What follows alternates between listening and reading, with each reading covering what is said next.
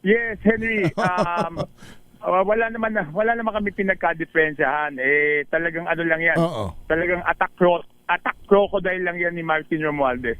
Oho, pero nagulat ba kayo o ini-expect ba ninyo na he is a pastor and among the congressman na hindi siya ba ipinangalanan ninyo minsan man?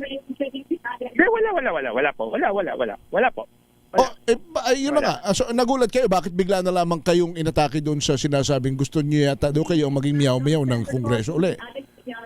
Hindi naman ako nagulat kasi talagang tignan nyo, ang ginagawa niya, lagi niya dinidepensa si Martin Romualdez, pinupuri niya. Oo. Siyempre, siguro, yun ang talagang boss niya, yun, kaya tinawag niya akong miyaw-miyaw. Hindi na ako nagulat kasi nga sabi ko nga, isa sa mga attack crocodile ni Martin Romualdez. Oho, pero So, ako naman, kung ang mga babati ko naman sa akin, yung mga pumuprotekta, pumupuri, nagtatanggol kay Martin Romualdez, karangalan ko yun na silang bumati ko sa akin. At yung sinasabi nila na wag lagi ko inuulit, bakit ba talagang masakit siguro sa tenga nga nila yung talagang inuulit yon dahil alam naman nila kung ano yung kalokohan. oho. Nabanggit niyo yung kalokohan pero siguro doon sa ating mga nakikinig na baka ang iniisip din ano nga bang kalokohan yan? Bakit ba si Congressman Toby palagi na lang nagsasalita tungkol dyan at ganun na lang ang naging reaksyon ni Pastor Abante? Anong kalokohan ba yun? Can you please again? Diba, yan yung sinasabi natin na binebenta yung mga proyekto, di ba? Binebenta yung mga proyekto. Wala namang masama kung magdadala ka ng maraming proyekto sa iyong lugar dahil makikinabang ang inyong mga kababayan. Pero yung budget magbula 2023 to 2025, di ba? Sinabi ko, ang ginawa niyan is binenta.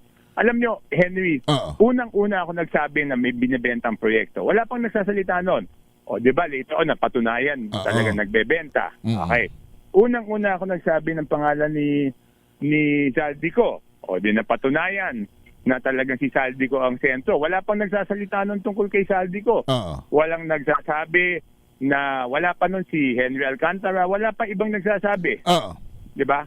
Ako unang-una nagsabi, di napatunayan tama ako. Pangatlo, sinabi ko na hindi magagawa yan ni Zaldico nang hindi alam ni Martin Romualdez. Di ganun din nga. Ngayon mapunta tayo doon sa sinasabi na wala pang prueba. Diintayin na lang nila yung susunod na Senate Blue Ribbon Committee dahil di ba natumbok na yung kung paano makukonekta yung sinasabi ni Zaldico na nagdala siya ng pera sa 30 Tamarind na sinasabi bahay ni Martin Romualdez. Di ba ngayon makukonekta na kasi yung Attorney Paras na main shareholder doon sa Golden Peasant, maraming connection kay Martin Romualdez, no? So, huwag sa mainip. Darating naman yung prueba. Kaya lang, siyempre, ganun lang talaga mga attack crocodile.